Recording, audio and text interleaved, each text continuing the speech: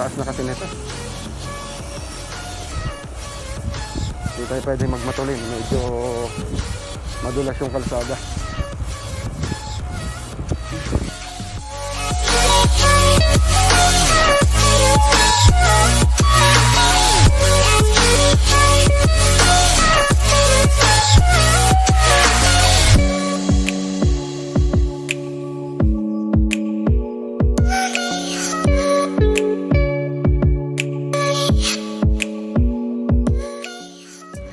Nakatakot ba yung tubigan ko tumilapon?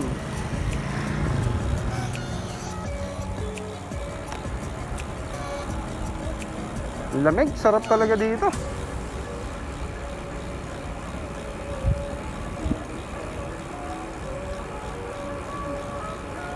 Ito yung inahong ko kanina, naglalakad ako. Ngayon, bababain naman natin. Kaso, dahan-dahan lang. Talaga pwedeng pakawalan yung bike dito, no? Yun, no? Kalugan yung tubigan ko.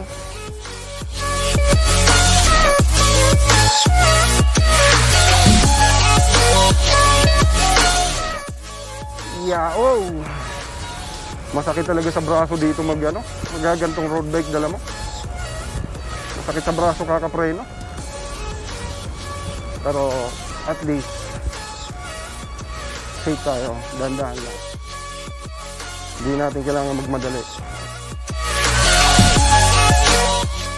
Kasi yung iba nga dito, pababa, nagtutulak. Kasi medyo talaga mahirap din talagang babain to. Yan, halos full na po yung preno ko niya. Pero talagang dadaos-dos ka pa rin. Kinakabahan yun si Kuya Jay. Ha? Ngayon, may halunan ka ba?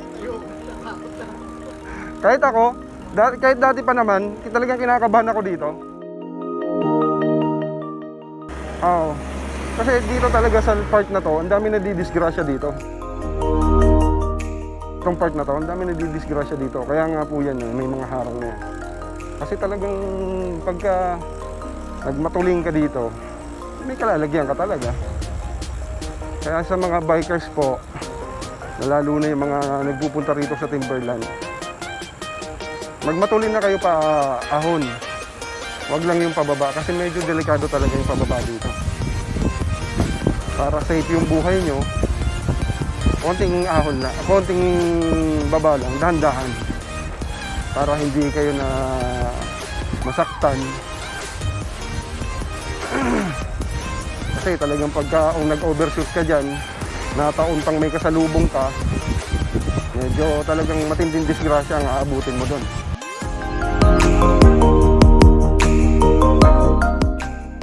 So yan guys, no? Dito malapit na tayo makababa. Hindi tayo nagmamatulin kasi mahirap pag matulin pababa. Although na matagal na rin naman tayo nagbabike, pero yung disgrasya kasi wala sa tagal yan. Nasa pag-iingat yan. Para kahit papano, naiwasan natin yung disgrasya. Konting ingat, siguro merong disgrasya. Yung mga driver na lang siguro na medyo hindi ka napansin o talagang malikot din sa kalsada, yung siguro yung makakadisgrasya sa'yo. Pero kung ikaw lang, medyo siguro less yung disgrasya pagka nasa maingat kang pagbabike o pagmamaneho.